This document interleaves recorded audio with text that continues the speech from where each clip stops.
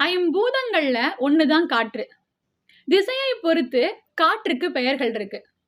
தெற்குல இருந்து வீசினா தென்றல் காற்று, வடக்குல இருந்து வீசினா வாடை காற்று, கிழக்குல இருந்து வீசினா கொண்டல் காற்று, மேற்குல இருந்து வீசினா மேலை காற்று அப்படின்னு திசைகளை பொறுத்து காற்றுக்கு பெயர்கள் இருக்கு.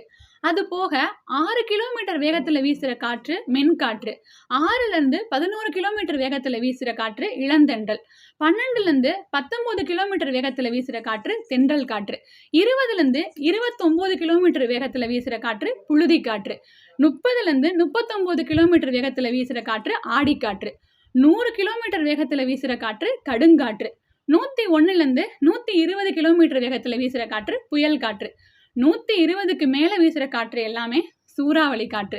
இது போக பூங்காற்று, கடல் காற்று, பனிக்காற்று, மேல் காற்று, கீழ்காற்று, பேய் காற்று அப்படின்னு காற்றுக்கு பல பெயர்கள் இருக்கு. காற்றுங்கிற ஒத்த வார்த்தைக்கே நாம தெரிஞ்சுக்கிறதுக்கு இவ்வளோ இருக்கிறப்ப இன்னும் நமக்கு தெரியாததும் தெரிஞ்சுக்க வேண்டிய விஷயங்களும் எவ்வளோ இருக்கும்.